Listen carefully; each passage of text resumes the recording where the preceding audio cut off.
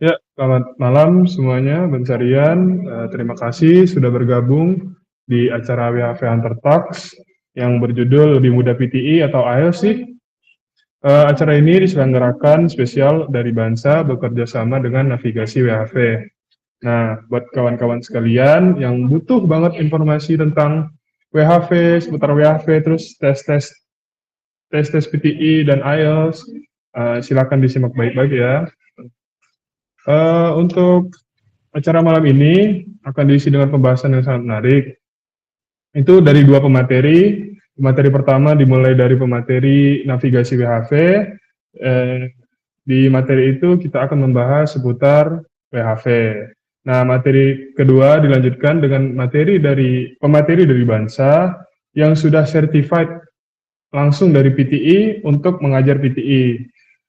Pemateri dua akan membahas apa sih perbedaan PTI dan IELTS, lebih bagus mana sih buat WHV. Tanpa berlama-lama, mari kita mulai acara ini dengan sesi pertama. Sesi pertama kita mulai dengan pembahasan WHV dari navigasi WHV. Untuk Kak Reno, ada di lead. Halo, halo, halo. Halo Kak Reno, salam kenal Kak Reno. Salam kenal semuanya. Halo semuanya.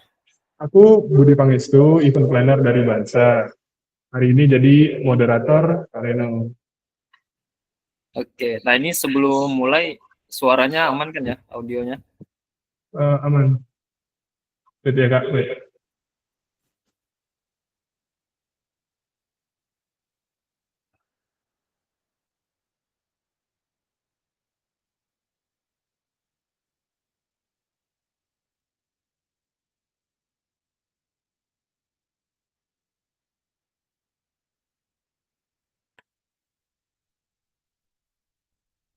Oke, nah selamat datang di webinar pada malam hari ini.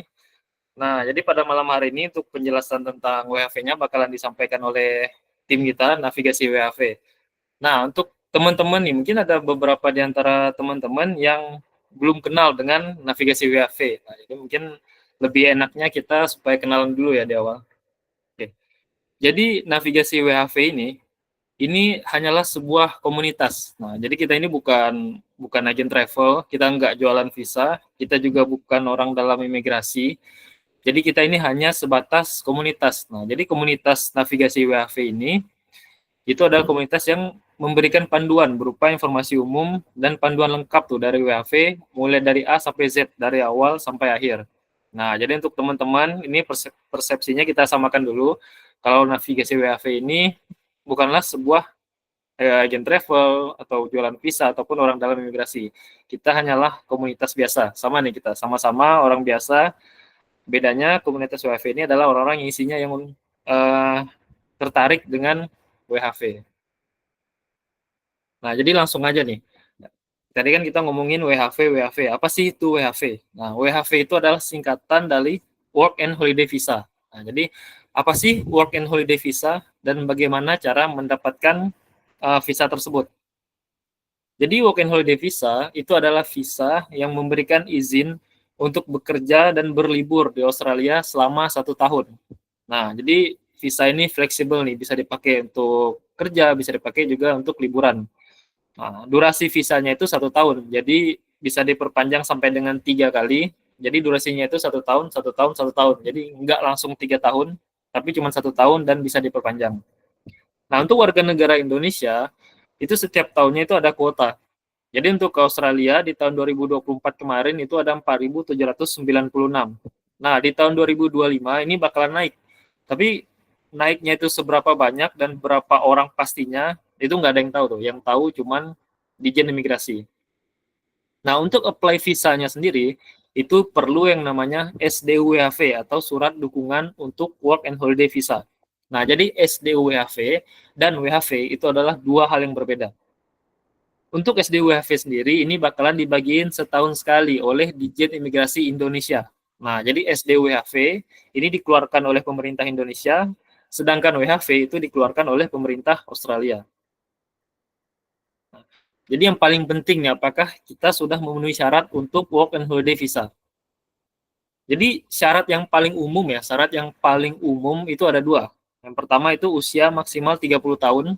Jadi selama belum ulang tahun ke 31 itu bisa. Jadi 30 tahun 6 bulan, 30 tahun 7 bulan itu masih boleh. Lalu untuk pendidikan minimal itu D3 ataupun S1. Nah, seperti yang udah saya bilang tadi tuh, untuk apply visanya itu kita perlu yang namanya surat dukungan. Nah, jadi SDUWHV. Nah, jadi dokumen-dokumen yang diperlukan untuk SDWAV itu ada 6. Nah, jadi yang pertama itu pas foto, yang kedua itu paspor, yang ketiga itu bukti kualifikasi pendidikan, yang keempat sertifikat bahasa Inggris, yang kelima surat keterangan bank, dan yang keenam surat pernyataan tertulis.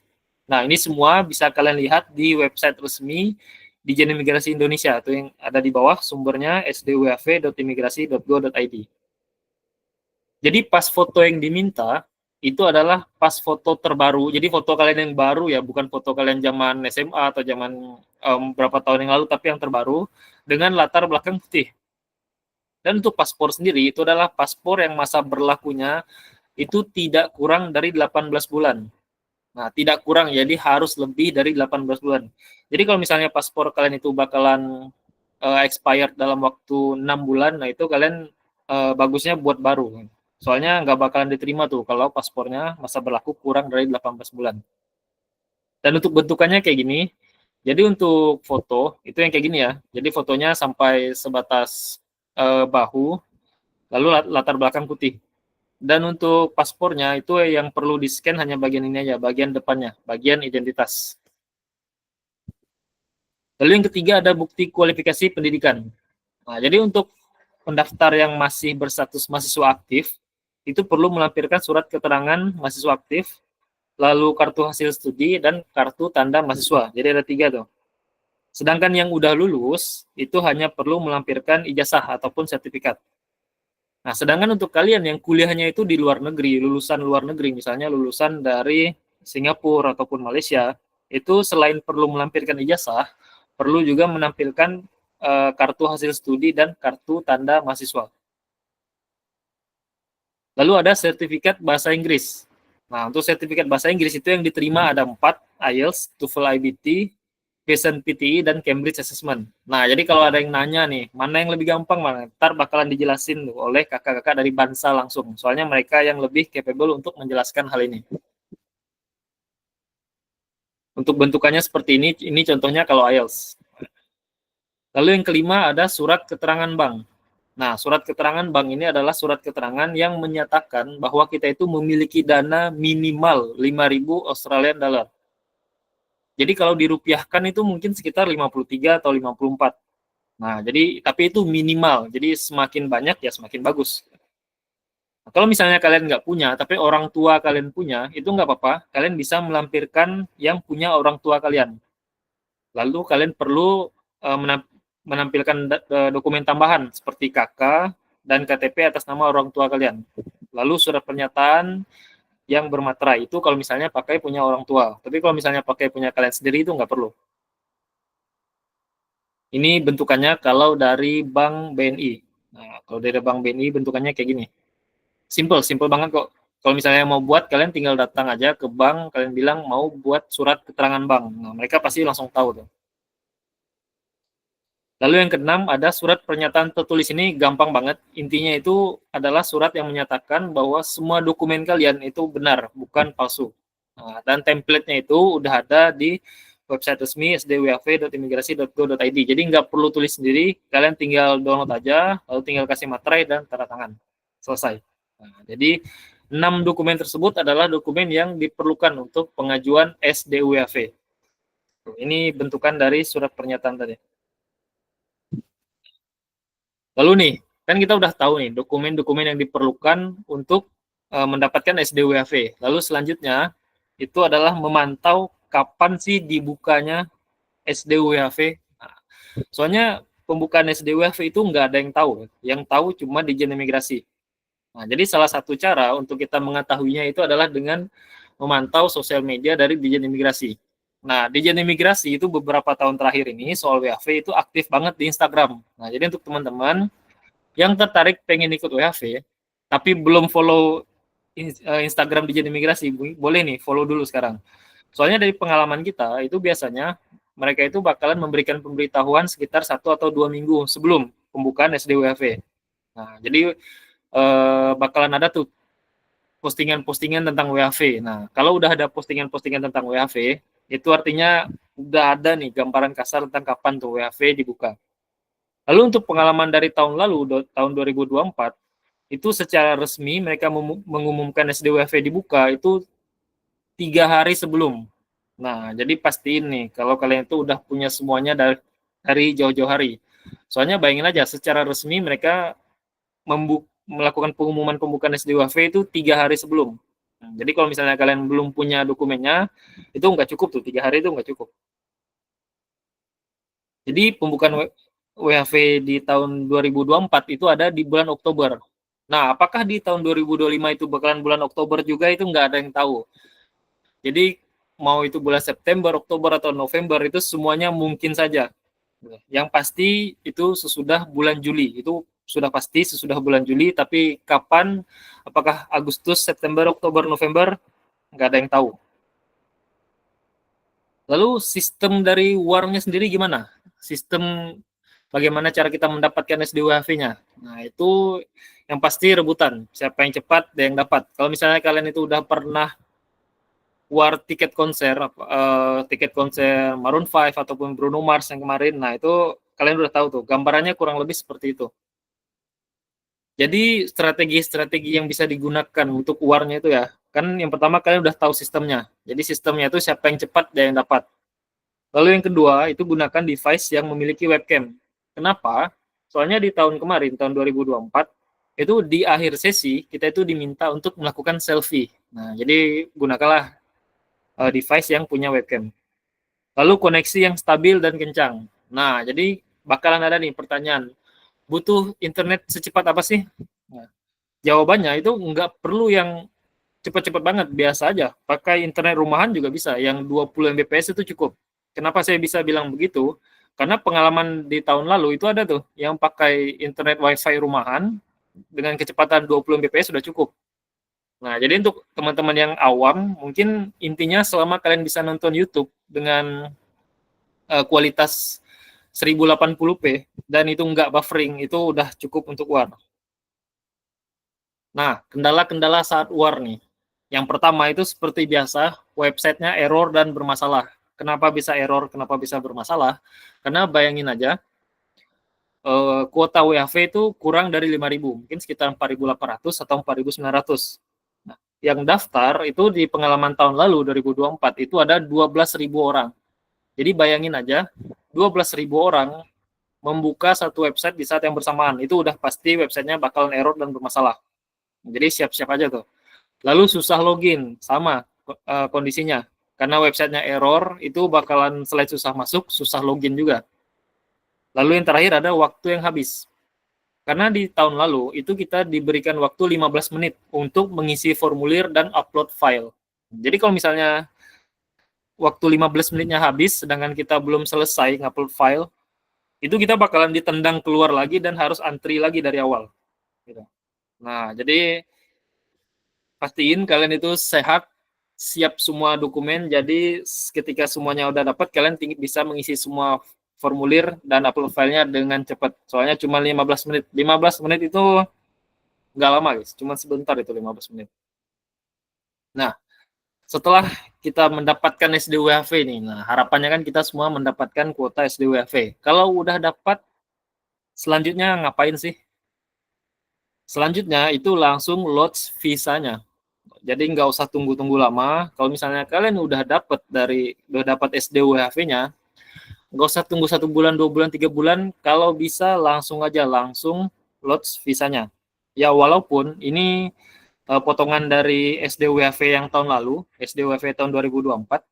Jadi SDWHV tahun 2024 itu berlaku sampai 31 Juli 2025. Nah, jadi mungkin SDWHV tahun 2025 bakalan berlaku sampai 31 Juli 2026. Ya, jadi sebenarnya sah-sah aja. Kalian mau load visanya kapanpun ya sah-sah aja. Tapi saran dari kami, itu secepatnya. Soalnya kalau mau santai-santai, itu kalau udah dapat visanya, nah itu baru tuh. mau berangkatnya kapan ya gampang-gampang aja. Jadi untuk lots visanya sendiri, untuk lots WHV, itu dokumennya kurang lebih sama dengan yang SD WHV. Jadi kalian hanya perlu menerjemahkan beberapa dokumen yang dalam bahasa Indonesia ke dalam bahasa Inggris. Nah, jadi kalau misalnya nih ada teman-teman yang punya sertifikat atau ijazah itu full bahasa Indonesia, nah itu diterjemahkan dulu. Nah, kayak gitu aja. Lalu perlu melakukan medical check up di rumah sakit yang sudah ditentukan oleh pemerintah Australia. Nah, jadi di Indonesia itu sekarang ada sekitar 9 rumah sakit yang diterima. Nah, itu kalian bisa cek sendiri nanti rumah sakitnya apa-apa aja yang diterima oleh pemerintah Australia. Nah, jadi nggak sembarangan rumah sakit ya. Nah, untuk bentuk visanya itu seperti ini. Jadi di sini ada beberapa hal yang perlu kalian perhatikan. Jadi yang pertama itu adalah visa grand number. Itu salah satu yang sangat penting. Lalu nomor paspor kalian, application ID, dan transaction reference number. Itu adalah 4 nomor yang harus selalu kalian ingat. Soalnya kalau misalnya kalian mau melakukan apapun, mau daftar kerja, mau ngambil license ini, license itu perlu nomor itu. Dan ada juga di sini yang penting di sini adalah length of stay. 1 tahun dari kedatangan pertama. Nah, di sini kenapa saya bilang kalau kalian mau santai-santai, itu santai-santainya setelah dapat visa. Ya, karena ini. Jadi di sini contohnya, kita itu granted di 1 November 2019. Itu grantednya. Kita dapat visa ini di 1 November 2019. Jadi, kita itu dikasih izin untuk masuk ke Australia sampai 1 November 2020. Nah, begitu kita menginjakan kaki di Australia, visa kita otomatis aktif sampai 1 tahun ke depannya. Nah, contohnya di kasus kami, itu kita garantednya 1 November 2019, kita masuk Australia itu 1 Maret 2020. Nah, jadi visa kita itu aktif sampai dengan 1 Maret 2021. Nah, jadi ini bukan artinya setelah ini visa kita hangus, bukan. Tapi ini cuman waktu yang diberikan oleh pemerintah Australia untuk kita menginjakan kaki di Australia. Nah, jadi setelah dapat visa, itu kita ada waktu 1 tahun untuk masuk ke Australia. Nah, jadi itu baru tuh santai-santai. Kalau udah dapat visanya artinya kita udah tinggal masuk aja ke Australia, nggak perlu mikirin apa-apa lagi. Baru tuh santai-santai. Nah, sekarang apakah kamu sudah siap untuk WHV? Nah, jadi kan kita udah bahas tentang dokumen-dokumennya. Kita udah bahas tentang hal teknis. Apa-apa aja sih yang diperlukan untuk WHV. Nah, sekarang pertanyaan umum lainnya. Anak WHV kerja apa aja sih? Sebenarnya, anak WHV itu ya, walaupun anak WHV itu identik dengan kerjaan farm, itu nggak bisa dipungkiri. Anak WHV itu bakalan selalu identik dengan kerjaan farm. Tapi sebenarnya anak WHV itu boleh kerja di sektor manapun. Kita itu nggak dibatasi. Kita itu mau kerja di bagian hospitality, mau kerja kerjaan kantoran, mau kerja jadi apapun itu bebas. Kita itu nggak dibatasi. Boleh mau kerja di sektor manapun itu dibolehin. Jadi anak WHV nggak dibatasin itu sektor pekerjaannya. Nah, tapi kenapa anak WHV itu identik dengan kerjaan farm? Itu karena untuk kita mengajukan ke visa selanjutnya, atau kalau kita mau perpanjang visanya jadi visa tahun kedua ataupun visa tahun ketiga, itu kita perlu untuk kerja di sektor-sektor tertentu di daerah-daerah tertentu. Nah, jadi ada daerah tertentu, lalu sektor kerjaan tertentu. Kalau kita udah kerja di situ sesuai waktu yang ditentukan, baru tuh kita boleh untuk memperpanjang visa kita. Nah, sektor yang paling umum itu adalah sektor perkebunan. Nah, jadi itu kenapa anak WHV itu identik dengan kerjaan-kerjaan yang perkebunan, yaitu untuk memperpanjang visanya. Nah, lalu kerjaan-kerjaan apa aja sih yang paling top, paling bagus untuk anak WHV? Nah, jadi kita dari navigasi WHV, itu kita bisa ngasih 4 kerjaan yang paling top. Jadi kerjaan pertama yang paling top itu adalah kerjaan FIFO, flying in, flying out. Jadi itu kerjaan di bagian mining, tapi di bagian hospitality-nya. Nah, itu adalah salah satu kerjaan yang paling bagus. Yang kedua, itu adalah seperti di 3 gambar ini, itu adalah kerjaan cotton atau kapas. Nah, lalu yang ketiga, itu yang ini, kerjaan grain atau gandum. Dan yang keempat, itu adalah kerjaan winery. Nah, jadi ada empat sektor pekerjaan itulah yang bisa dibilang big four-nya kerjaan anak WHV. Kalau udah dapat kerjaan tersebut, udah kerja aja yang betah di situ, insya Allah uangnya bagus. Tapi balik lagi, kalau misalnya ada teman-teman yang, wah saya nggak bisa nih kerjaan perkebunan, saya nggak tahan dengan debu, saya nggak tahan dengan panas, itu nggak apa-apa. Kalian boleh banget kerja di bagian yang lain. Jadi ada di sini contohnya kalau kita kerjaan indoor atau kerjaan di warehouse yang kerjanya cuma packing, atau di sini salah satu founder navigasi WHV itu kerja di pabrik daging. Nah, kerjanya itu cuma dispatch saja. Jadi kerjanya ngurusnya hal-hal kayak gini. Jadi bisa dibilang kerjaan yang semi kantoran gitu. Dan itu nggak apa-apa, bisa-bisa aja. Jadi kerjaan daging, kalau misalnya kalian mau kerja daging atau kerja warehouse, itu nggak apa-apa, nggak dibatasi itu anak WHV. Nah, seperti ini contohnya kerjaan yang winery tadi saya bilang, dan ini salah satu teman kita itu kerja sebagai fotografer. Nah, jadi anak WHV itu mau kerja apapun nggak masalah, bisa-bisa aja gitu. Selama kalian punya skillnya, kecuali nih kalian nggak punya skill fotografer, tiba-tiba mau kerja sebagai fotografer, nah itu kan mungkin agak sulit ya. Tapi kalau misalnya teman-teman punya pengalamannya, punya backgroundnya, itu nggak masalah, sah-sah aja. Dan itu ya ada buktinya gitu. Dan ini nih teman-teman kita nih itu pernah kerja jadi fotografer, videografer gitu, lalu buat iklan kayak gini nih. Nah ini untuk buat iklan tuh. Nah dan bisa-bisa aja selama kalian punya skillnya. Jadi anak WHV itu nggak melulu kerja di sektor perkebunan, enggak. Seperti yang saya bilang tadi, kenapa identik dengan perkebunan, yaitu kalau mau extend visanya.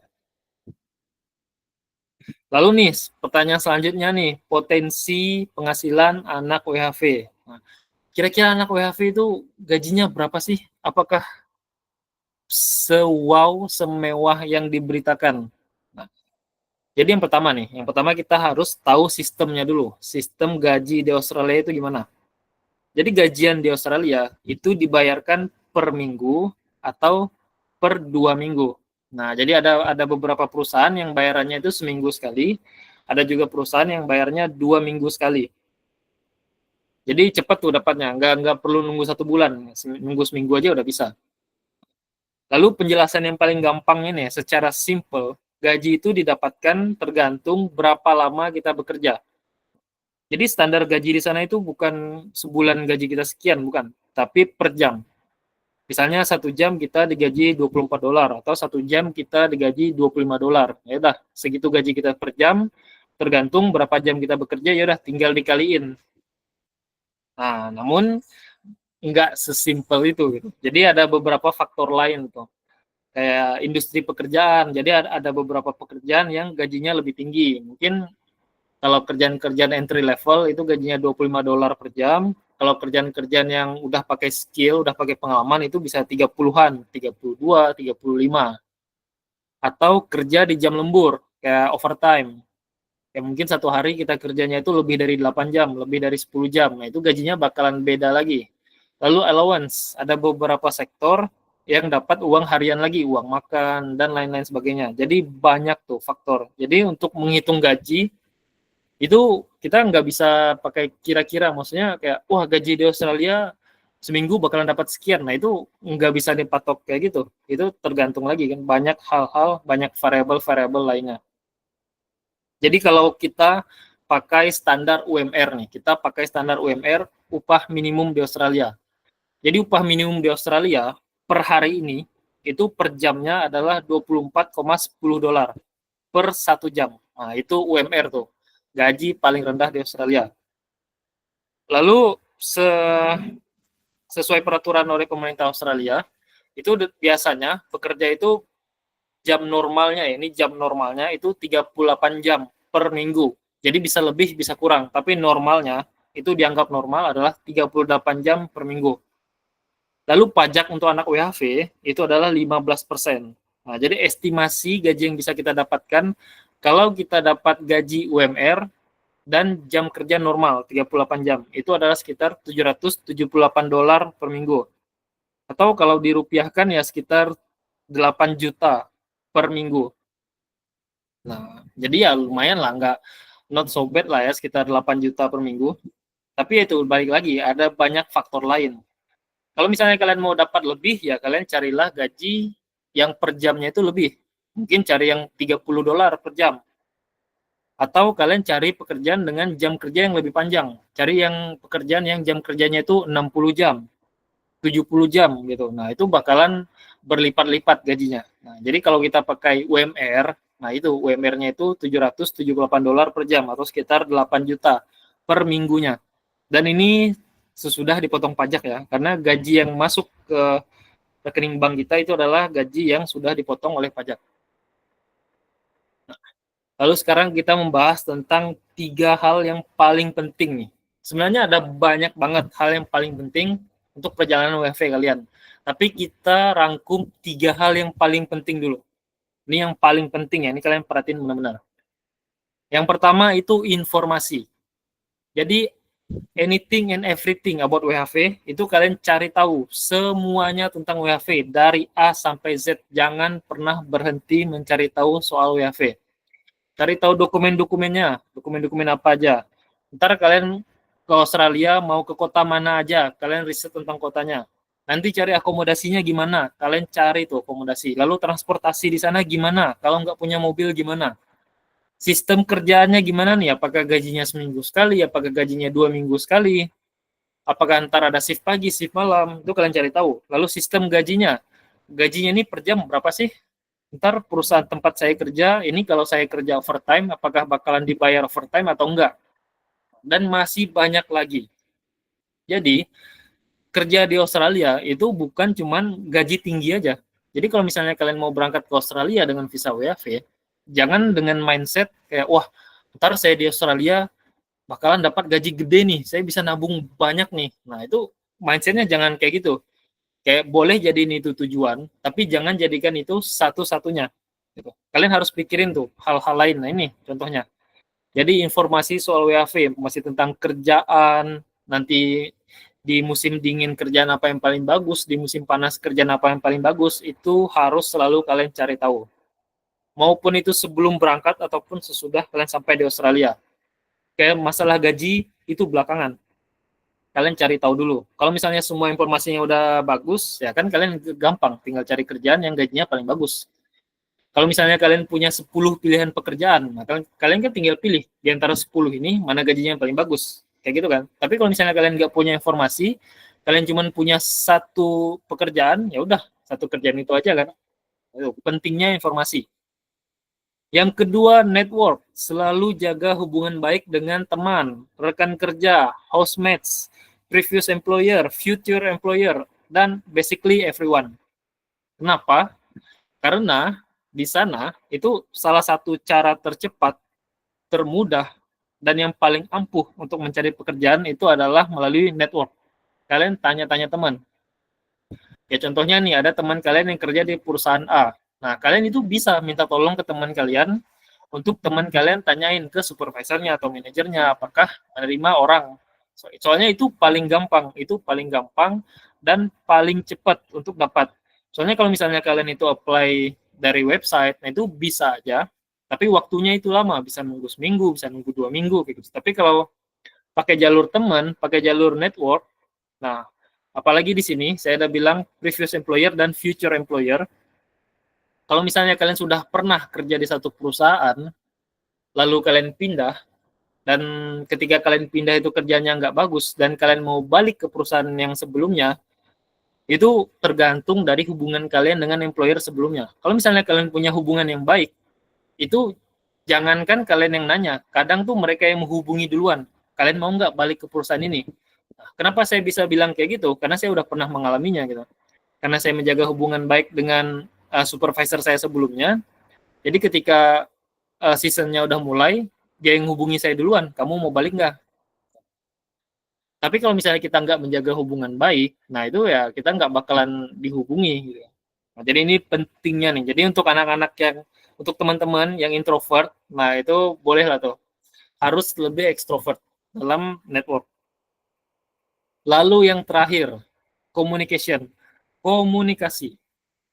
Jadi memang nggak bisa dipungkiri ya, kalau bahasa Inggris itu penting banget di Australia. Ya namanya juga itu bahasa pengantar di Australia kan. Jadi orang Australia ya seharinya ngomong pakai bahasa Inggris gitu. Jadi bahasa Inggris itu penting banget. Kenapa? Yang saya bilang tadi. Yang pertama itu untuk mencari informasi. Karena informasi-informasi yang ada di Australia ya otomatis bahasanya Inggris. Lalu kedua, network. Kalau misalnya kita mau menjalin network, nah itu kita harus punya komunikasi bahasa Inggris yang bagus dong. Soalnya tuh kita bakalan sering tuh teleponan dengan manajer, dengan supervisor, atau kita teleponan dengan teman kita yang lain. Otomatis komunikasinya dalam bahasa Inggris. Jadi pentingnya bahasa Inggris yaitu untuk menjalin network. Nah, jadi improve your English itu penting banget. Dan yang kedua itu bisa membantu untuk beradaptasi dengan budaya di tempat kerja. Karena pastinya budaya kerja di Australia dan budaya kerja di Indonesia itu berbeda. Nah, bagaimana cara kita untuk beradaptasi ya salah satunya dengan punya komunikasi yang bagus. Kalau kita punya komunikasi yang bagus, ya artinya kita bisa gampang tuh adaptasinya. Ya, untuk cari teman baru itu gampang banget. Lalu be positive and have good manners. Jadi misalnya nih, kalian bayangin aja, kemampuan bahasa Inggris kita itu sangat-sangat buruk. Ini kita bayangin skenario ya. Jadi ada dua orang, ada si A dan si B. Si A ini bahasa Inggrisnya bagus, si B ini bahasa Inggrisnya jelek. Nah, si A dan si B ini kerjanya sama-sama aja. Maksudnya nggak ada yang lebih bagus nih. Pokoknya si A dan si B etos kerjanya itu sama, skill kerjanya itu sama. Nah, jadi ketika ada supervisor, itu bakalan lebih suka yang mana? Si A atau si B? Ya, karena dua-duanya ini etos kerjanya sama, tapi bedanya si A bahasa Inggrisnya bagus, si B bahasa Inggrisnya jelek. Otomatis supervisor bakalan lebih dekat dengan yang punya bahasa Inggrisnya bagus. Nah, dan itu adalah pil pahit yang perlu kalian telan loh. Kalau misalnya walaupun kerjaan kalian bagus, tapi kalau kalian diajak ngomong cuma diam aja, bengong, cuma bilang yes no, ya supervisor lama-lama ilfil juga dong, nggak mau dong ngomong sama kalian, bukan karena benci kalian, tapi ya ngapain ngomong dengan orang yang cuma bisa yes no gitu kan. Nah, pastinya bakalan, apalagi di Australia ya, di Australia itu mereka itu orang-orang yang sangat-sangat outgoing, jadi sangat-sangat talkative, sangat-sangat sosial, mereka itu sangat suka ngomong.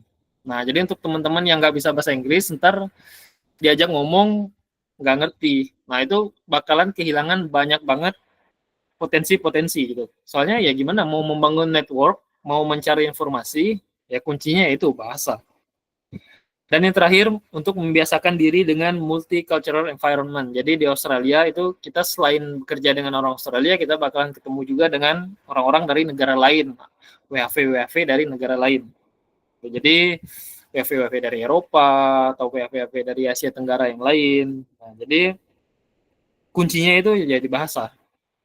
Karena kita nggak mungkin belajar setiap bahasa yang ada di dunia, ya udah kita belajar bahasa Inggris saja. Nah, jadi apakah bahasa Inggris sepenting itu? Ya harus diakui sepenting itu. Jadi sekarang nih, kalau nanya sekarang, apa yang harus dipersiapkan sekarang? Jadi untuk sekarang, itu karena sekarang ini baru bulan April, jadi masih ada Mei, Juni, Juli. Nah, jadi masih ada waktu sekitar 3 bulan. Jadi, karena saya bilang tadi, pembukanya itu pasti setelah bulan Juli. Nah, kapan itu kita nggak ada yang tahu.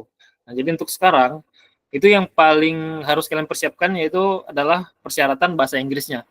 Nah, mau itu IELTS atau PTE itu ntar bakalan dibahas lebih lanjut lagi.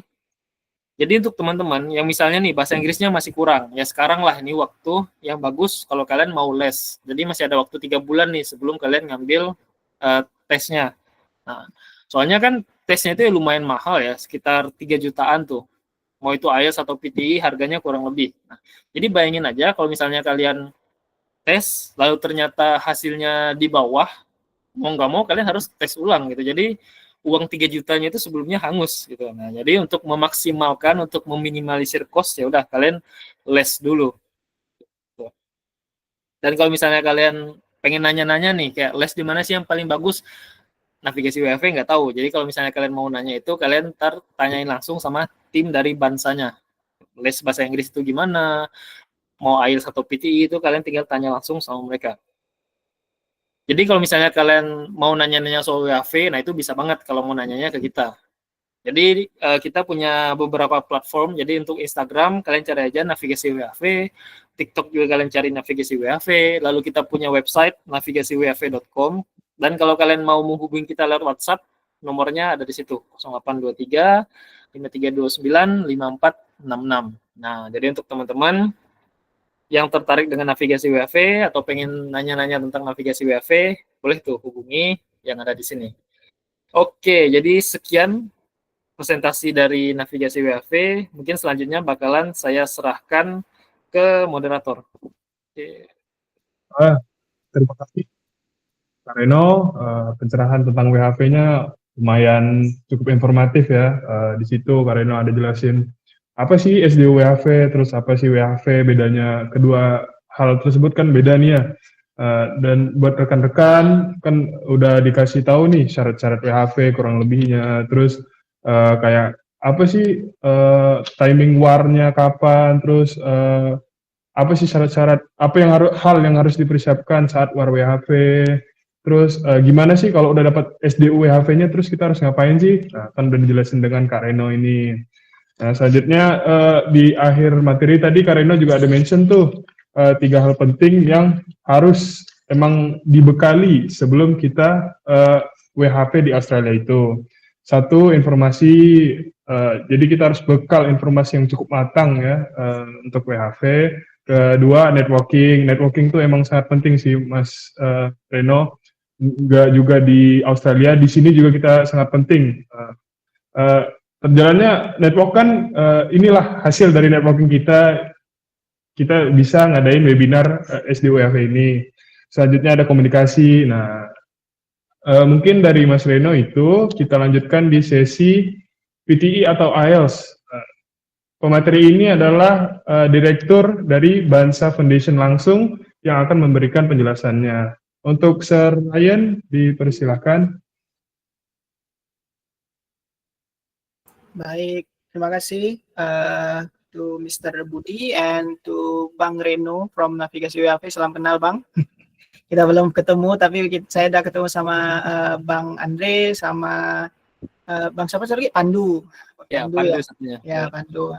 Nah, kebetulan tuh Bang Andre sama Bang Pandu itu ternyata ada historinya kami itu. Ternyata mereka tuh ceritanya waktu saya ketemu sama Bang Pandu sama Bang Andre itu kayak kok pernah lihat ya? Ah iya, seru juga pernah lihat nih di mana. Oh, rupanya mereka dulu ambil IELTS di tempatnya kita gitu loh. Yes. Nah, kalau dulu itu kan ada namanya Best Partner Education. Nah, kalau sekarang itu sekarang Best Partner Education itu dia fokusnya untuk ngurusin visa. Nah, kalau untuk yang Bansa Foundation kita lebih ke pelatihan sama untuk penyelenggaraan tes resmi untuk PTE, IELTS, TOEFL dan seterusnya. Nah, mana kita hari ini bahasnya tentang PTE dan IELTS ya. Jadi saya persilahkan, saya mohon izin ini untuk share screen dulu ya. Oke.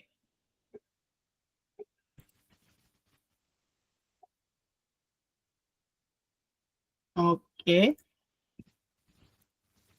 Apakah terlihat di sini? Sudah, Sir.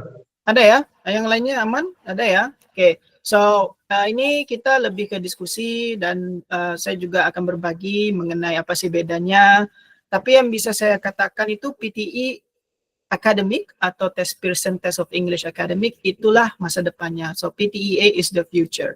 Hari ini kita topiknya kan antara PTE dan IELTS nih gitu loh. Saya nggak mau kayak mengadu sebenarnya, cuman saya ingin mengajak teman-teman di sini untuk berpikir aja.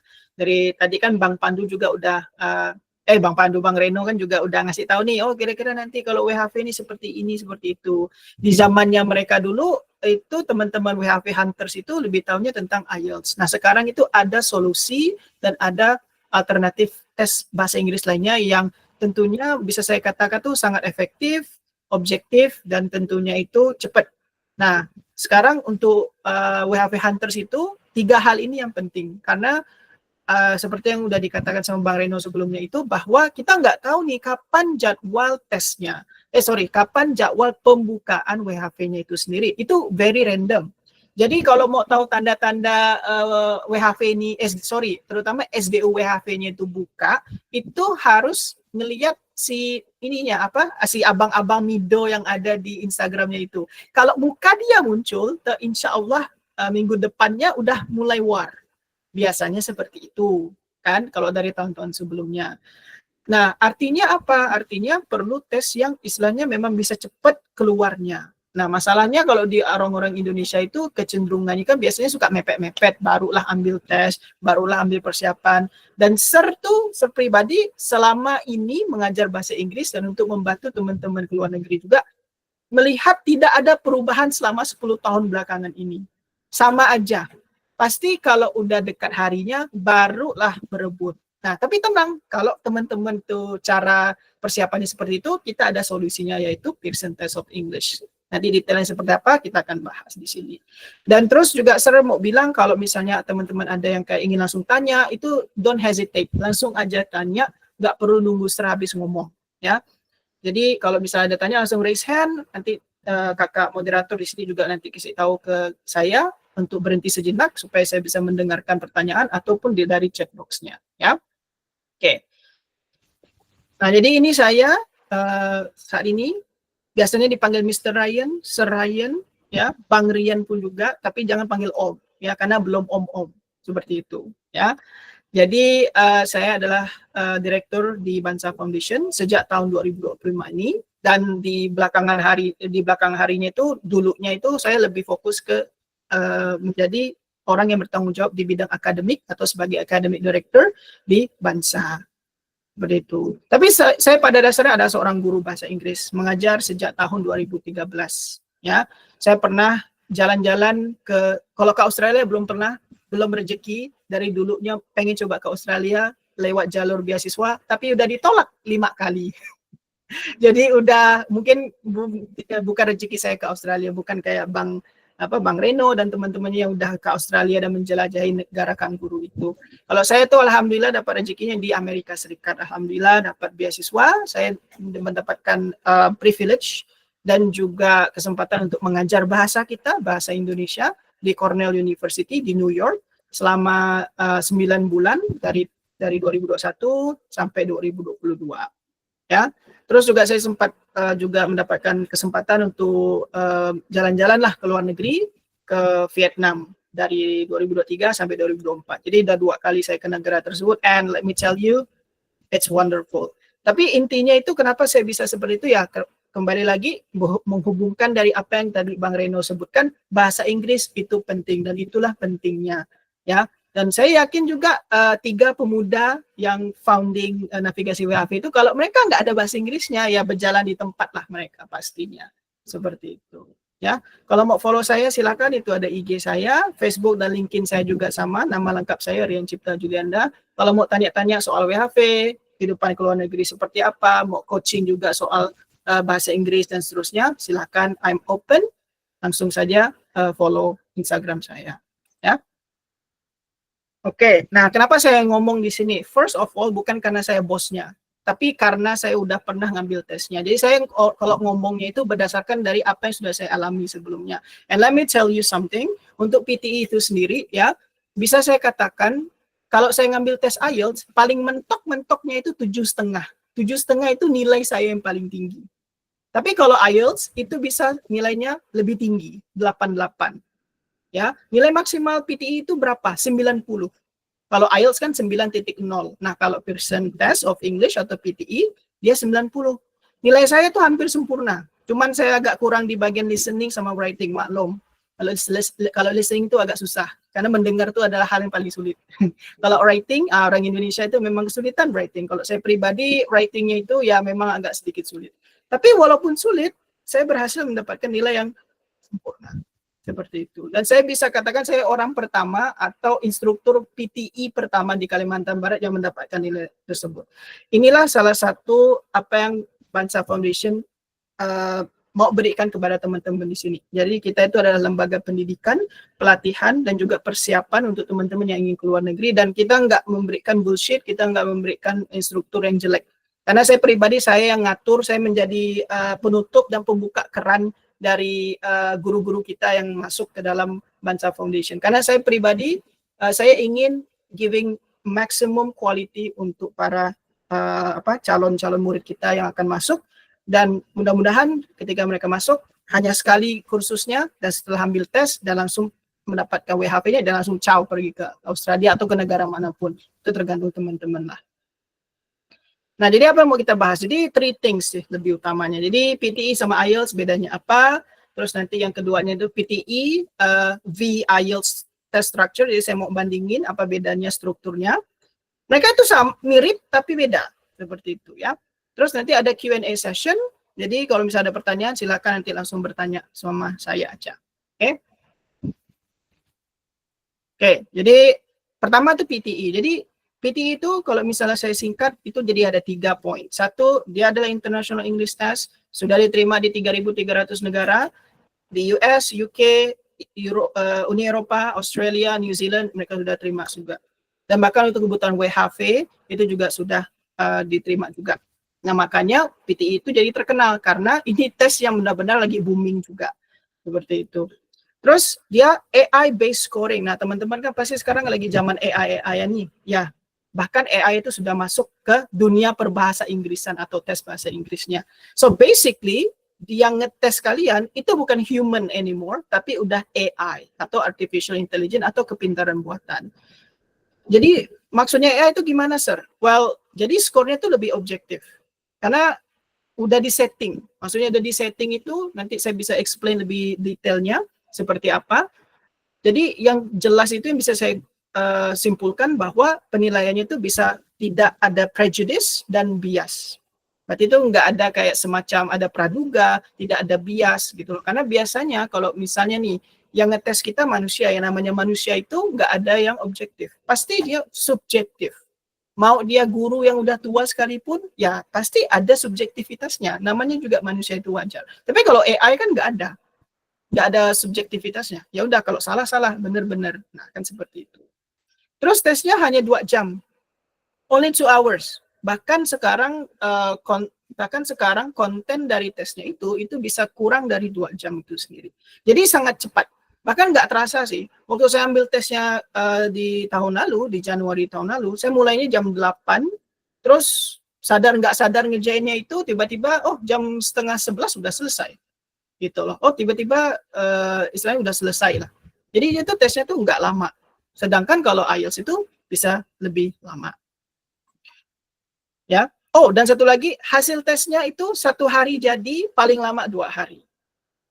Jadi benar-benar quick. Dan kalian tuh udah nggak perlu nunggu lama lagi. Nah, bedanya dengan IELTS itu lama. Ya. Kalau IELTS gimana? Well, sama-sama International English Test, sudah diterima di seluruh dunia dan everybody knows about this. It's a human-based assessment. Jadi yang menilai itu masih manusia. Sometimes it could be subjectively scored with possible prejudice and bias. Nah, ini Sir mau garis bawahi dulu. Sir bukannya menuduh, tapi kita mikir logik aja. Pasti kita tuh bias. Pasti kita tuh sebagai manusia pasti ada biasnya dan pasti ada subjektivitasnya. Apalagi orang yang menilai bahasa Inggris kalian. I need to remind you, yang mengecek kalian itu kan orang native. Atau orang yang asli dari Australia lah, Amerika lah, atau negara lainnya lah yang memang menggunakan bahasa Inggris sebagai bahasa pertama. Betul kan? Nah, jadi pastilah mereka membandingkan diri mereka nih. Kalau bahasa gaulnya sekarang kan adu nasib jadinya. Wah, they should speak like that. Mereka seharusnya nggak ngomong kayak gitu. Nah, pasti kan ada gitu. Sama kayak misalnya kalau kita ngedengerin orang bule ya ngomong bahasa Indonesia. Pasti kan kita juga nggak gitu bahasa Indonesia. Nah, pasti kan kita ada seperti itu. Ya itulah maksudnya dari prejudice sama bias itu sendiri. Nah, itulah mempengaruhi penilaian itu sendiri. Seperti itu. And the test is 3+ hours. Jadi bayangkan kalian tuh harus duduk 3, I would say kalau yang ini tes tertulisnya itu 3 jam. Kurang lebih 3 jam. Karena listening itu dia jatuh-jatuhnya itu sekitaran 50 menitan. Oke. Plus reading itu 1 jam. Plus writing itu 1 jam. Nah, anggapannya 3 jam lah. Karena ketika kalian udah di dalam ruangan, pasti kan nanti ada pembukaannya, harus ada cek ini dan itu dan seterusnya, pasti 3 jaman. And imagine tes sampai 3 jaman, plus kalian harus worry dengan speaking. Karena speakingnya itu pisah, nggak bisa dia satu. Dan itu speakingnya itu tes satu-satu dengan si native speakernya, ya di depan kayak gini. Oke lah, sir, kan ada yang ini, IELTS yang computer delivered. Ya, computer delivered masih dia tidak bisa mengalahkan PTE, karena kalau PTE kan dia maksimal 2 hari. Nah, kalau yang computer based itu 3 harian masih perlu, paling cepat. Jadi dia kalah 1 hari. Nah, kok bisa seperti itu gitu kan? Ya sekali lagi dia masih human based assessment. Sedangkan kalau PTE itu langsung jadi ini loh, apa adanya, ini hasilmu. Nah, kalau yang IELTS itu dia kalau misalnya kasih tahu rahasianya lah penilaian IELTS itu seperti apa, mereka itu banyak level yang harus mereka lewati dulu. Banyak yang harus mencek and recheck dan seterusnya. Nah, tapi kan sir berarti lebih kualitas untuk yang IELTS lebih bagus dari PTE, ya tergantung juga. Again, yang satunya kan human base, yang satunya AI. Nah, AI itu udah sesuai dengan aturan, sesuai dengan apa yang sudah diperintahkan, sesuai dengan standar yang ada. Sedangkan kalau human base ini kan masih ada kesian-kesiannya nih. Masih ada kayak prejudice-nya nih. Nah, seperti itu dia. Kalau secara umumnya, ya. Struktur tesnya seperti apa? Intinya mirip, mereka 4 skill, tapi kalau PTE itu dimulai dengan speaking dulu. Jadi dia mulai speaking dulu, and then writing, and then reading, and then listening. Ya, uniknya tesnya itu integrated. Jadi satu skill itu dia bisa mempengaruhi beberapa skill. Contoh kalau di speaking itu ada di bagian read aloud, atau nanti Serada tunjukin contoh ini ya soalnya. Jadi kita bisa lakukan sama-sama. Jadi ada satu contoh soal itu dia mempengaruhi dua skill, speaking dan reading. Nanti ada lagi di salah satu soal lainnya itu nanti dia pengaruhi speaking dan listening. Nah, jadi ini benar-benar unik. Artinya unik tuh maksudnya seperti ini. Jadi kenapa ada soal yang integrasi ini? Ini supaya untuk bisa nge-backup. Jadi misalnya kalian tuh lemahnya di speaking, tapi ketika kalian lemahnya di listening atau di reading kan. Nah, speaking inilah nanti yang mendongkrak nilai kalian. Jadi kalau misalnya boleh jujur, nilai reading sama listening di PTE ini dia tuh ada nilainya, cuman dia tidak sebanyak si speakingnya ini. Jadi yang mendongkrak nilai kalian tuh di sini tuh 2, speaking sama writing itu udah pasti mendongkrak nilai kalian. Jadi kalau misalnya speakingnya bagus, writingnya oke, reading sama listeningnya not really great, speaking itulah nanti yang mendongkrak 2 nilai ini, karena ada soal yang integrasi. Nanti saya tunjukin habis ini ya. Oke. Dan dan listening paired with writing. Nah, ada soal listening itu yang juga disambungin dengan writing. Nah, jadi ini saling dia bantu nilainya. Gitu loh. Dan semuanya itu all AI based scoring. Semuanya itu AI yang nilai. Makanya bisa cepat, 1 hari udah jadi. Kalau pengalaman Sir itu, Sir selesainya 10:30, udah terima jam 12. Udah dapat email. Jadi waktu itu udah dapat emailnya. Teman-teman Sir di kantor itu bilang, Sir, nilai sudah keluar. Wah, jaminlah Sir, nilai Sir tinggi. Wah, iyalah. Jadi benar-benar ada gitu loh. Ketika Sir lihat, wah, cepat benar ya gitu loh. Kayak benar-benar I experience it dan Sir nggak bohong soal itu. Karena Sir benar-benar mengalaminya. Seperti itu. Nah, kalau IELTS gimana? IELTS tuh kebalikannya. Listening dulu, reading, writing, baru speaking. Nah, speaking ini pisah. Sedangkan yang tadi itu udah 1. Makanya dia lebih cepat tesnya, kan 2 jaman jadinya. Nah, kalau IELTS itu enggak dipisahnya. Jadi listening dulu, reading, writing. Udah selesai 3 ini, istirahat bentar, baru speaking lagi. Makanya agak lama jadinya. Bisa 3 jaman lebih. Seperti itu. Nah, ini dia nggak ada soal integrasi. Semuanya itu satu-satu. Jadi kayak istilahnya masing-masing aja. Listening jelek, ya udah nggak ada yang dongkrak. Reading jelek, ya udah nggak ada yang dongkrak. Beda dengan PTE. Kalau PTE itu tadi dia saling dukung. Yang penting speaking soal ini dia integrasi dengan nilai reading misalnya atau listening, dia bisa bantu. Nah, kalau IELTS itu nggak bisa bantu. Jadi masing-masing udah per individual. Ada sih istilahnya kalau bisa kita mau berargumen, berarti kan Sir yang PTE jadi lebih ribet. Enggak juga lah. Malah lebih enak PTE karena bisa saling bantu. Jadi kalau kalian tuh lemah di satu skill ini bisa dongkrak kalian. Yang tadi Sir bilang kan, speakingnya bisa dongkrak yang lain-lainnya. Seperti itu. Terus speakingnya itu dia interview dengan native. Nah, nggak semua orang itu pengomong. Nggak semua orang itu extrovert. Jadi kalau PTI gimana, Sir? Ya udah depan komputer, nanti Sir tunjukin soalnya gimana kalau kalian nggak percaya. Beda sekali soalnya. Dan itu istilahnya kalau menurut Sir, PTI itu cocok untuk teman-teman yang introvert. Males ketemu orang kan gitu, ya udah datang tes, ngelihat komputer, udah itu aja selama 2 jam. That's it. Nah, kalau fungsionalitas tesnya dua-duanya sama. Ini Sir harus fair. Dua-duanya bisa pakai untuk beasiswa, dua-duanya bisa untuk pakai visa application, dua-duanya bisa untuk teaching job. Bahkan sekarang kalau Sir terima ada yang mau masuk ngajar di Bansa, ya Sir lihat dulu pernah nggak ngambil PTI, karena kita benar-benar lagi cari instruktur PTI. Karena apa? Sulit nyarinya. Seluruh Indonesia Raya ini ya less than 20. Kalian bayangin lah. Maksudnya less than 20 itu apa, Sir? Yang sudah tersertifikasi. Nah, semua instruktur yang di Bansa itu, mayoritasnya itu ya sudah tersertifikasi, termasuk Sir. Sudah tersertifikasi. Makanya Sir bisa ngomong kayak gini. Dan Sir pede bisa ngomong kayak gini, karena Sir tahu informasinya. Bedanya kami dengan yang belum tersertifikasi, tidak ada informasi orang dalam. Nah, itu. Dan betul tadi kan kata Bang Reno kan, kita cari link itu penting.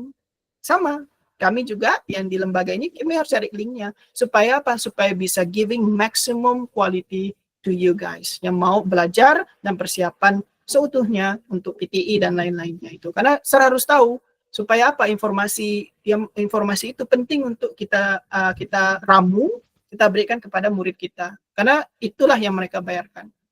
Kualitas itulah yang mereka bayarkan. Nah, itu yang istilahnya yang kita offer di sini. Seperti itu. Oke, common fact. Well, first of all, expiration date-nya itu 2 tahun. Dua-duanya. Jadi mau IELTS sama PTI sama aja. 2 tahun expiration date-nya. Tapi kalau nggak salah ya, mungkin nanti bisa ada yang ini klarifikasi atau koreksi, Sir. Sekarang itu aturannya tidak boleh lebih dari 1 tahun masa berlakunya untuk PTI dan IELTS-nya. Jadi kalau teman-teman nih, Sir aku udah ambil IELTS kok, nggak perlu PTI. Lihat dulu expiration date-nya kapan. Seandainya itu sudah lebih dari 1 tahun, kalian pasti disuruh ngambil tes lagi. Karena ada aturan barunya seperti itu. Atau itu udah aturan lama, jadi nanti koreksi, Sir. Ya. Jadi dia harus paling tuanya itu untuk sertifikatnya itu 1 tahun. Lebih dari itu artinya udah tidak bisa dipakai lagi. Nah, jadi istilahnya ya kita mau marah gimana? Memang orang pemerintahnya mau minta seperti itu dan kita kan tamu nantinya. Ya udahlah, tahu diri aja lah seperti itu. Apakah ada kelas persiapannya? Yes, di Bansa Foundation. Dan I can say Bansa Foundation itu yang pertama lah di Kalimantan Barat dan mungkin di Indonesia. Ya, yang punya kelas persiapan untuk PTI. Kenapa? Karena dulu tuh orang nggak mandang PTI itu apa. Nah, dan sekali Bansa itu mulai naikin untuk nama PTI ini, langsung boom. 2 tahun terakhir ini PTI terus. Bahkan kalau di Pontianak itu IELTS tuh udah mati dah. Kenapa mati ya? Karena udah jarang. Udah jarang banget. Paling yang ngambil IELTS untuk beasiswa pada umumnya. Tapi untuk yang teman-teman WHV udah pasti larinya ke PTI. Nah, seperti itu. Jadi nanti langsung bisa chat ke, ini ada Kak Weni di sini, ada Bang Budi juga, nanti bisa langsung chat mereka untuk tanya-tanya lebih soal kelas persiapan kita, ataupun bisa mau tanya-tanya aja lah dulu, mau kayak konsultasi dulu bisa juga. Kita juga adalah, like I said, we're the only official registration center of PTI di Indonesia juga. Jadi mau langsung sama kita bisa. Kenapa harus sama kita? Lebih murah. Kalau kalian daftar sendiri itu lebih mahal, jauh lebih mahal. Kalau nggak percaya, nah silakan nanti bisa sama Kak Weni atau Bang Budi di sini. Nah, itu ada selalu siap untuk membantu kalian di sini. Terus mana yang lebih sulit? Ya kalau lebih sulit tuh semua tes itu pasti lebih sulit ya kalau nggak ada persiapan. Mau dia IELTS, TOEFL, PTI dan seterusnya, pasti dia sulit kalau kalian nggak persiapan.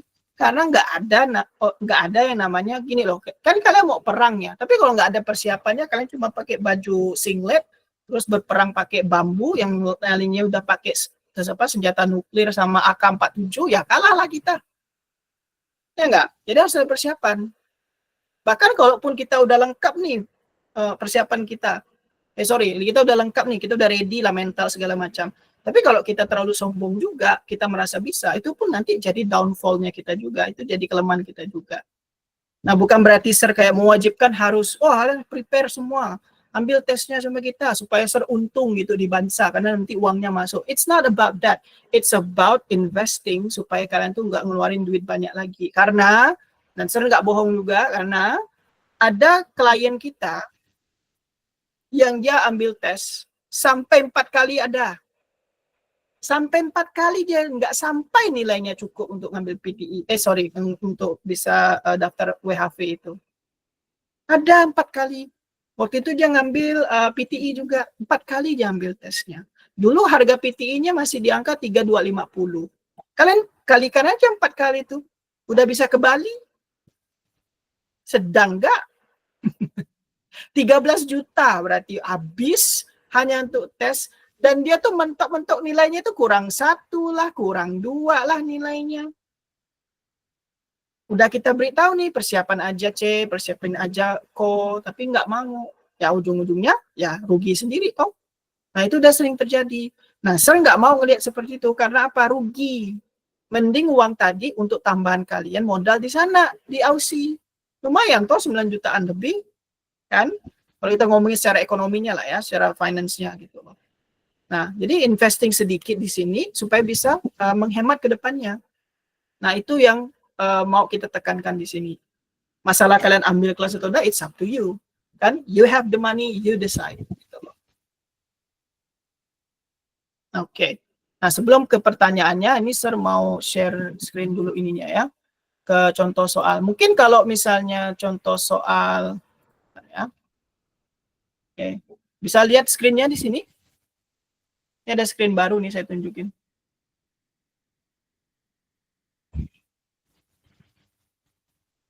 Nampak nggak? Iya, nampak. Mbak ya, aman? Oke, great, thank you. Nah, first kita lihat di IELTS dulu ya. Nah, IELTS ini kan yang biasa udah sering dikenal teman-teman nih. Ya, kita ambil untuk speaking aja. Karena kalau bahas satu-satu semuanya itu, wah banyak itu ya. Nah, ini kan speaking test part 1 ya. Nah, kalau teman-teman lihat di sini, nah inilah yang harus kalian lakukan. Ya. Ini apa, Bang Reno, masih ingat enggak kira-kira waktu tes speakingnya itu apa yang buletnya tanya pertama kali? Masih ingat enggak, Bang? Waktu speaking ya, waktu itu saya diminta untuk menceritakan spesifik satu teman. Yang satu teman kan? Habis itu nanti ada tanya lagi kan, nanti gimana ini? What about this? What about that? Dan seterusnya. Iya, jadi ditanyain kayak pertama kenal di mana, lalu dari kota mana dan segala macam gitu. Jadi why, nanti ada pertanyaan why dan seterusnya kan. Nah, itu kan nggak semua orang bisa ya. Maksudnya kayak kadang orang tuh nggak talkative. Apalagi kalau orang yang introvert ya. Kalau orang introvert kan males juga kan gitu loh. Ngapain gitu kan. Nah, jadi kalau misalnya di speaking testnya aja lah, itu pressure-nya itu udah jauh beda dengan PTE. Nah, kalau PTE gimana, Sir Ryan? Gitu kan? Ya, oke, kalau PTE gini seperti ini.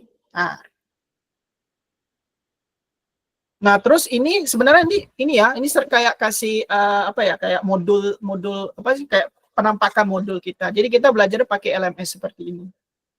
Karena Sir tuh nggak suka kalau ngeprint banyak-banyak. Karena kebanyakan kertas di print itu sayang rasanya. Jadi makanya kita pakai sistem seperti ini supaya ini bisa diakses dimanapun. Kalian tinggal pakai HP pun udah bisa cek materinya. Nah, maksud Sir itu untuk mempermudah akses untuk ngecek materi dan seterusnya. Makanya kita pakai ini. Nah, kalau misalnya di PT itu gimana? Nah, PT itu speakingnya itu ada beberapa soal. Kalau yang IELTS tadi kan dia interview ya modelannya, pertanyaan dan seterusnya. Nah, kalau di PTE dia itu ada satu soal read aloud. Read aloud itu gimana? Baca nyaring. Macam mana Sir baca nyaring itu? What is it? Gitu kan. Intinya kalian tinggal baca ini, udah itu untuk nilai speaking kalian yang pertama. Jadi kalian tinggal baca. Mudah loh, tinggal baca. Bacanya gimana, Sir? Bacanya harus bagus. Contohnya, ini ya, Sir contohin. Market research is a vital part of the planning of any business. However, experience you or your staff may be in a particular field. If you are thinking of introducing a service to a new area, It is important to find out what the local population thinks about it first. Nah, tadi kan kalian lihat nilai SER 90 kan speakingnya sempurna, ya kayak gitulah bacanya. Jadi intinya tinggal baca.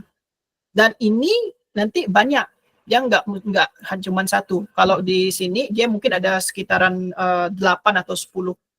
Dan kalian tuh baca aja. Dan ini juga salah satu pendongkrak nilai speakingnya. Nah, ini contoh salah satu nilai soal speakingnya. Ya. Kalau yang lain gimana, Sir? Kalau yang lain tuh speakingnya ada lagi. Ada dia ini. Nah, ini yang agak sedikit ini agak sedikit bukan ribet sih, tapi lebih ke challenging kalau menurut saya. Nah, ini namanya repeat sentence. Dalam tes, kalian akan diputarin satu kalimat, ya, satu kalimat, dan kalian hanya bisa dengar sekali aja, terus kalian tinggal ngulangin. Walah, susah lah, Sir. Enggak juga susah. Yang penting kalian tuh bisa ingat 3 kata aja, nilainya udah dapat 1. Wah, kok bisa gitu, Sir? Ya memang seperti itu. Karena mereka ngelihat seberapa jauh kalian, bukannya seberapa sempurna kalian. Kalau bisa sempurna ya salah lah, kan nggak boleh salah. Tapi kalau di tes PTE itu dia hanya ngelihat sejauh mana kalian bisa. Dinilai sesuai dengan kemampuannya kalian. Nah, seperti itu. Contohnya seperti ini. Nggak tahu ya, ini kedengaran atau nggak audionya. Test 1. Repeat sentence. Ada dengar nggak suaranya? Atau nggak ada? Ada dengar. Aman ya? Oke, sip. Nah, coba ya. Nanti coba ketik di chat siapa yang bisa. Kalau bisa hebat loh. Artinya kalian ada potensi ya, langsung aja tes gitu. Repeat sentence. Page 15. 1. Factors such as cost and function influence the design of a bridge. Nah, kira-kira ada nggak yang bisa ini ketik di jawabannya di chat? Coba nanti dilihat Bang Budi, ada nggak tuh? Kalau misalnya ada, good for you. Nah, berarti intinya itu kalian cuman seperti itu. Tapi versinya bukan ngetik ya, tapi langsung ngomong.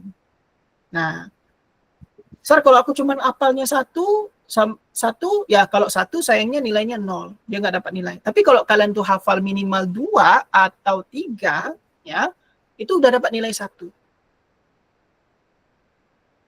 Sir, kalau aku mau dapat nilai sempurna, ya semuanya. Harus semuanya kalian hafalin, gitu loh. Jadi dia memang sejauh mana kalian tuh bisa untuk berbahasa Inggrisnya. Ada nggak di chat box nih kira-kira yang itu, yang bisa itu nangkap tadi, itu ngomongnya apa?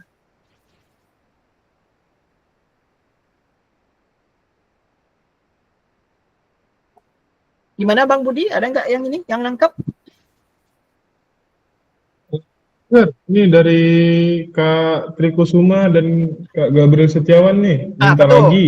Terus dari Kak Trikusuma ngejawab factor is a section of manufacturer. Oke. Satu Kak lagi. Diana juga ada jawab nih, factor satisfaction. Oke, ya. Coba kita ulangi lagi ya. 1. Repeat sentence. Page 15. 1. Factors such as cost and function influence the design of a bridge. Nah, jadi factors such as cost and function influence the design of the bridge. Weh, kok bisa hafal, Sir? Hafal lah, karena tiap hari Sir ajarin ini ke murid-murid Sir.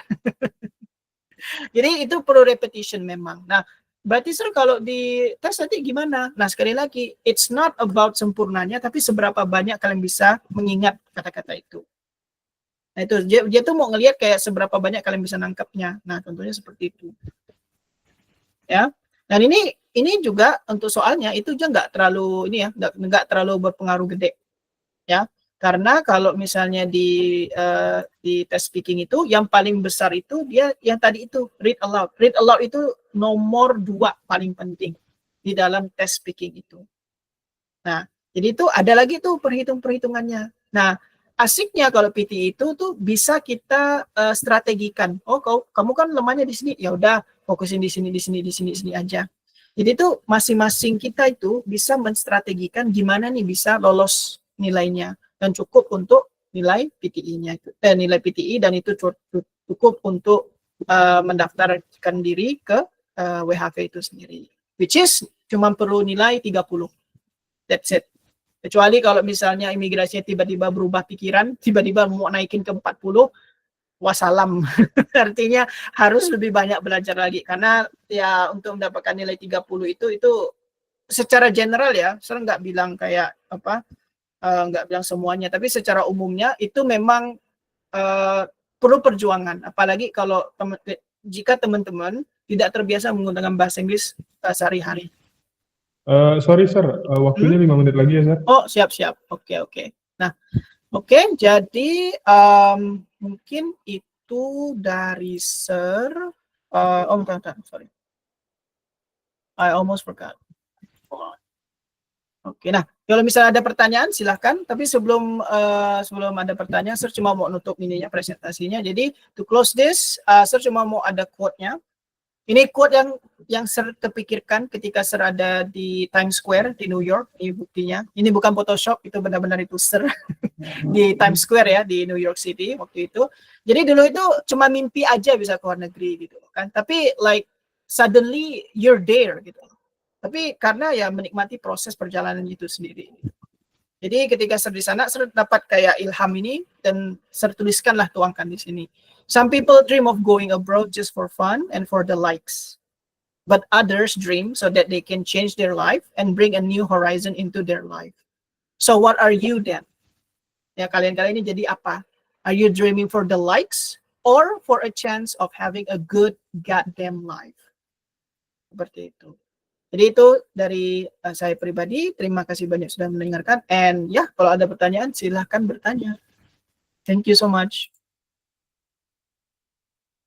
Ya, sebelum semuanya bertanya, kita thanks to Sir Ryan atas materinya tentang pilih PTI atau IELTS sih buat WHV. Nah, dari teman-teman mungkin udah tercerahkan nih, apa sih bedanya PTI sama IELTS? Gimana sih PTI itu? Mungkin ada yang baru dengar nih, PTI itu apa sih gitu kan?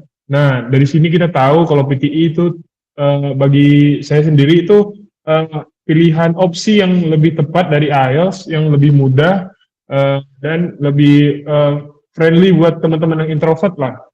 Nah, di sesi thanks to Serayan, kita lanjut di sesi Q&A. Ini ada 10 menit, kita bagi waktunya. Buat teman-teman yang ingin bertanya, silahkan raise your hand, angkat tangannya ya.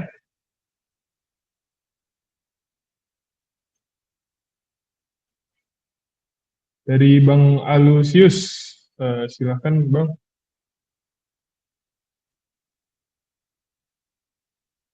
Mohon maaf teman-teman, kita pilih yang raise hand dulu ya, pertanyaan langsung gitu daripada untuk pertanyaan via teks nanti kita akan kita bakal jawab. Bang Reno boleh dibantu Bang, tolong.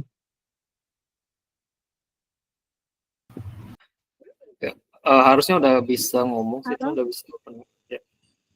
Halo Kak, sorry sebelumnya ini aku pakai akunnya temanku, aku tapi cewek. Terima kasih banyak buat pemateri yang udah nyampaikan segala informasi berkaitan dengan WHV, juga dengan IELTS dan PTA. Sebenarnya aku punya 2 pertanyaan. Dalam arti ke WHV, ke abang yang menjelaskan tentang WHV, juga ke Sir yang barusan menjelaskan tentang PTA. Apakah boleh dua-duanya atau harus pilih salah satu aja? Boleh Kak, silakan. Nanti biar kita yang manage. Oke, untuk Kak Reno tadi yang pertama tentang WHV. Sebetulnya buat WHV itu sendiri kan sudah banyak ya info-info yang bertebaran di media sosial gitu.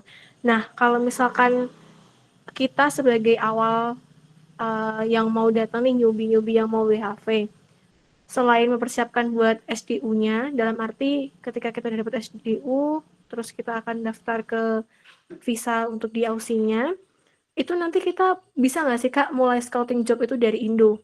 Dan kalau misalkan ternyata nggak bisa nih, harus apply CV on-site gitu, kira-kira ada nggak sih Kak cara tercepat atau terefektif supaya waktu dari kedatangan kita pertama kali sampai akhirnya kita dapat job itu nggak terlalu panjang gitu.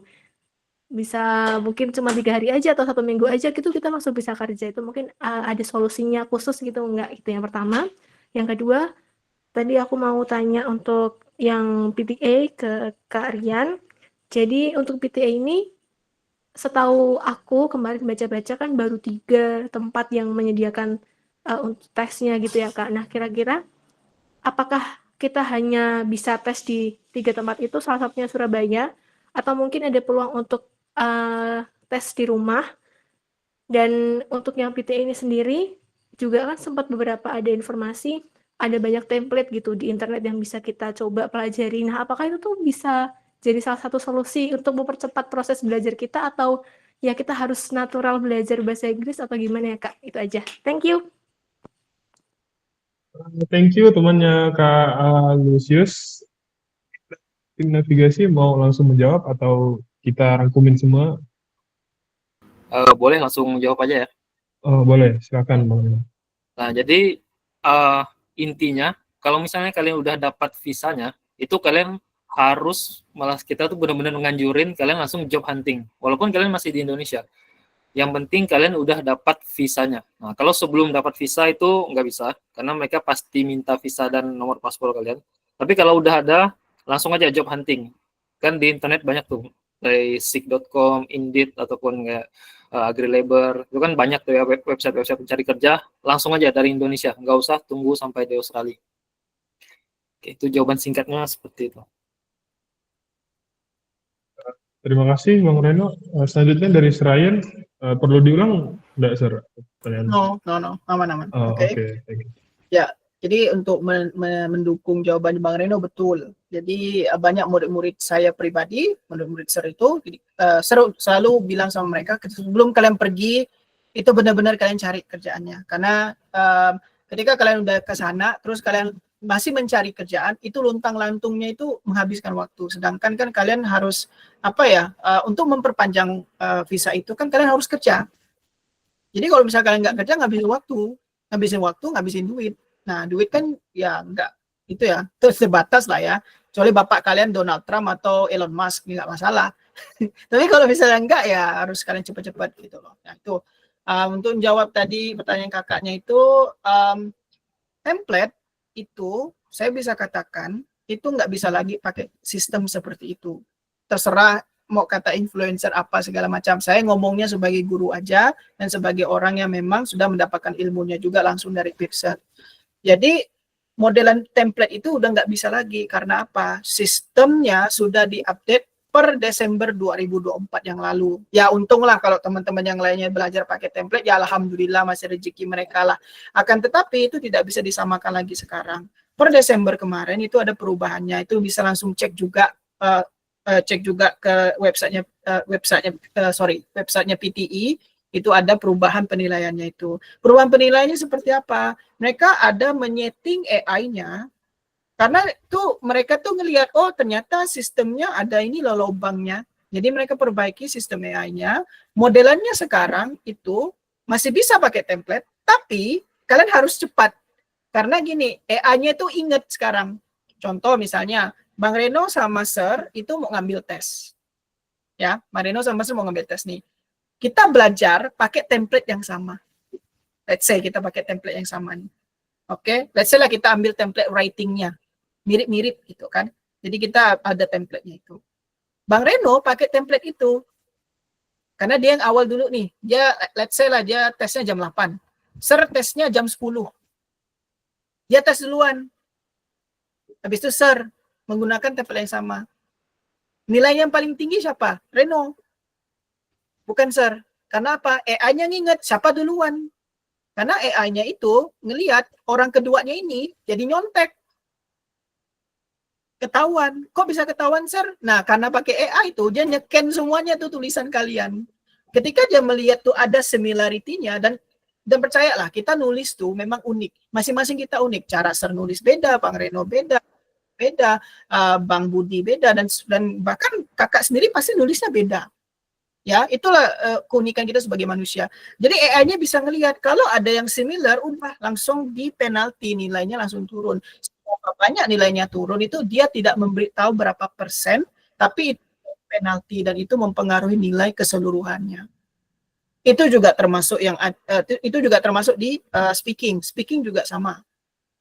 Itu ada penaltinya juga kalau kita ketahuan pakai template yang dipakai orang seluruh dunia ini. Nah, Sir tahu biasanya kalau yang di YouTube itu banyak orang India, banyak orang apalagi itu. Pokoknya yang suka kasih template itu biasa orang India.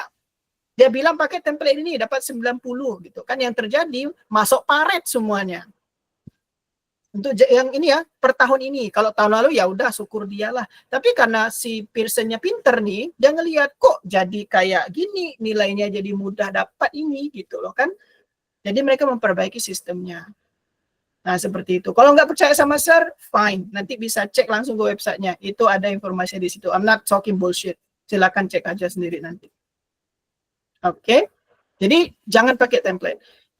Mau belajar sendiri, silakan. Saya tidak melarang. Kalau kalian bisa otodidak lah.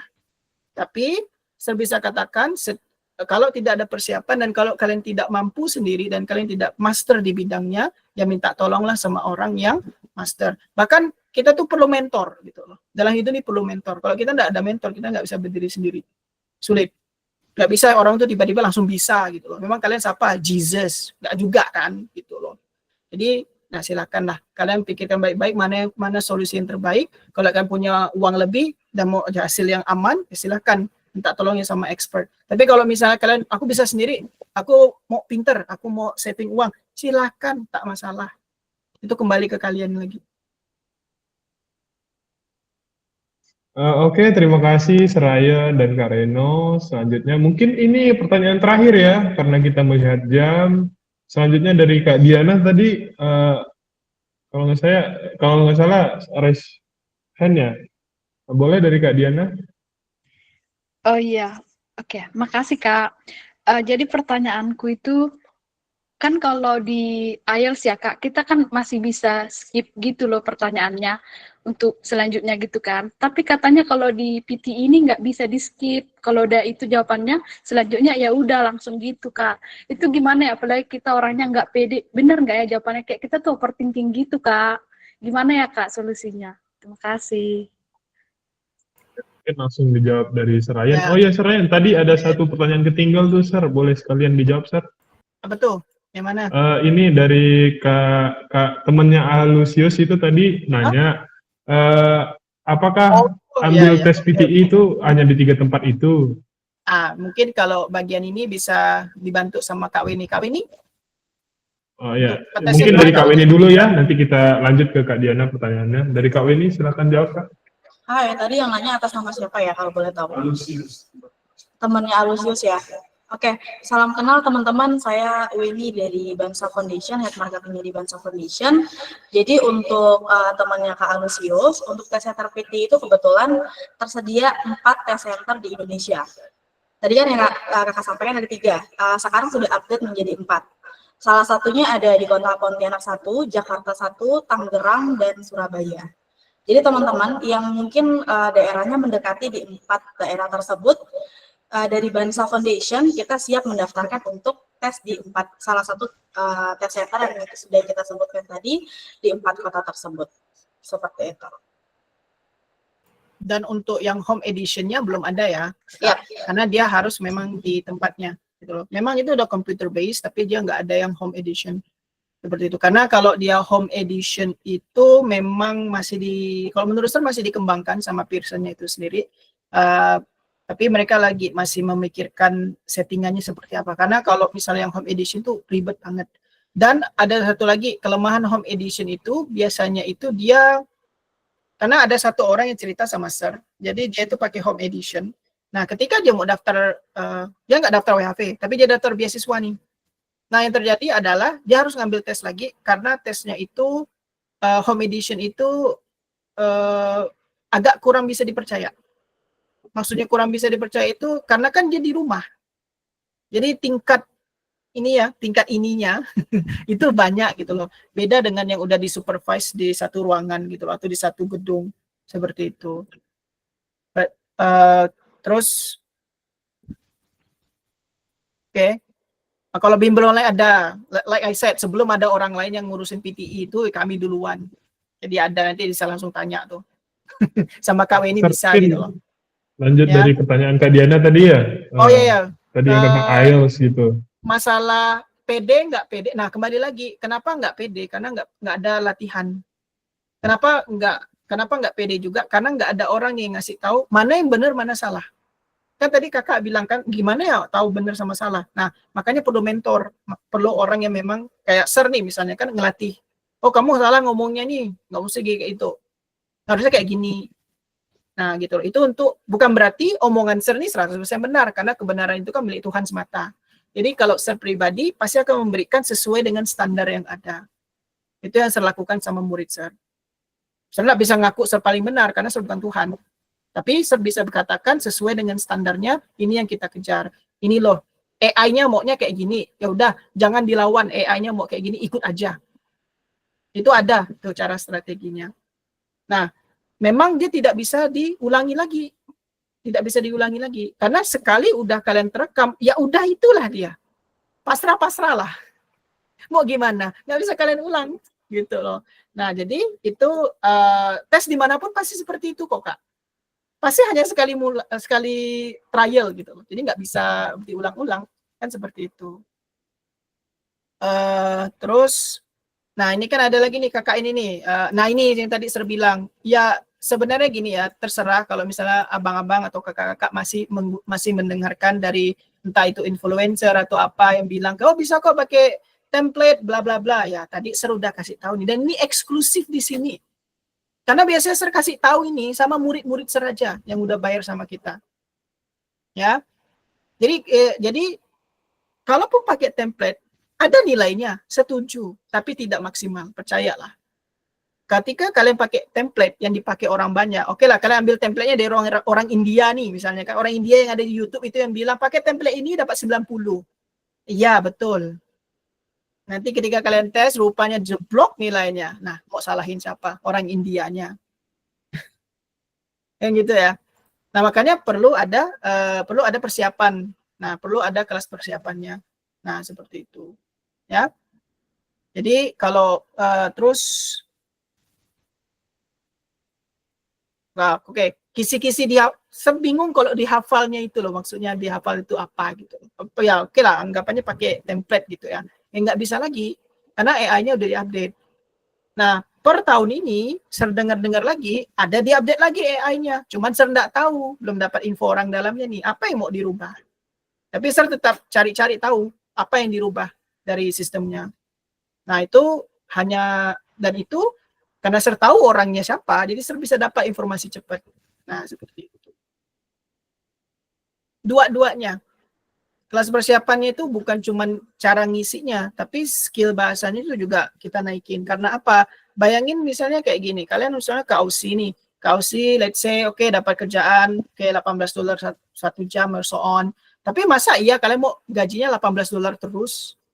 Selama 3 tahun, masa $18 terus? Rugi dong, bos.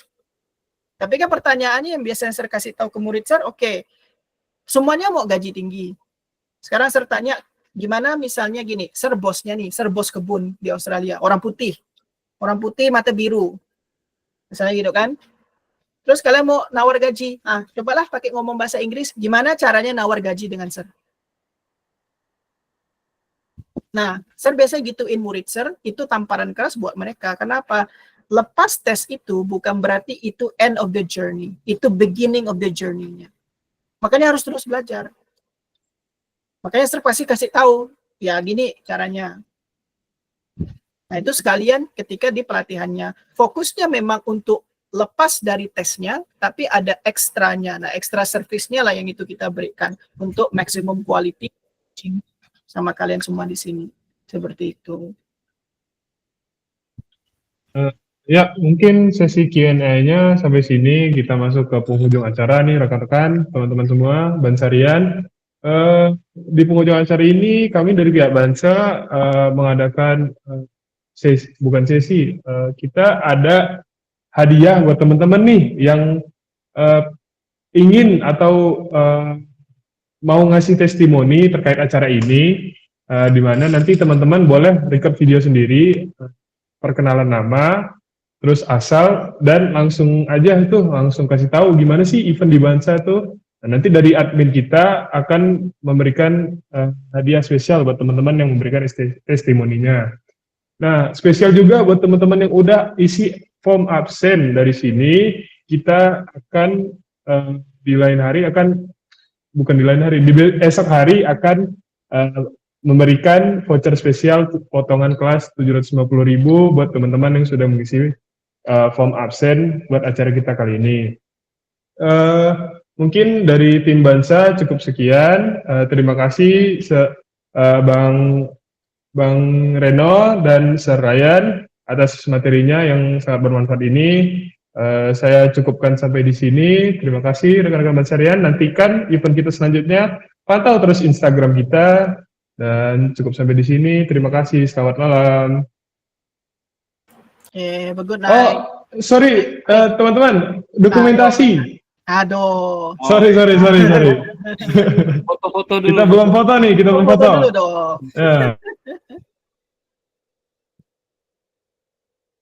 Ini mumpung masih ramai, Bud. Ayo. Open kameranya, open kamera kita Dari foto. kami ini bisa nggak? Mohon tunggu sebentar ya teman-teman. Dari kami ini jauh ya Kak?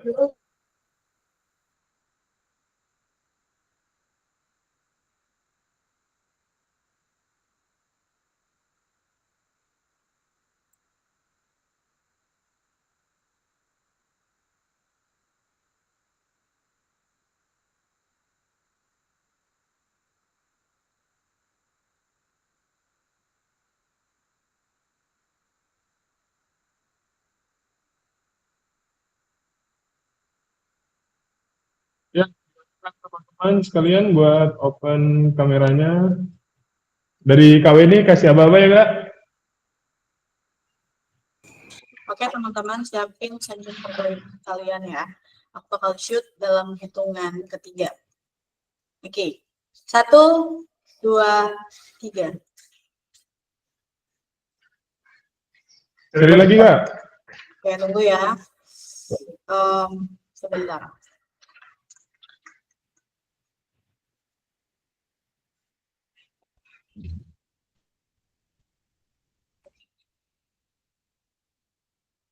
Tolong hitung Budi. 1, 2, 3. Oke, terima kasih ya teman-teman. Selamat malam. Terima kasih Thank you, teman-teman. Marino. Thank you semuanya. Thank you so much. Thank you semuanya. Have a good night. Have a good Have a night. good night. Good night.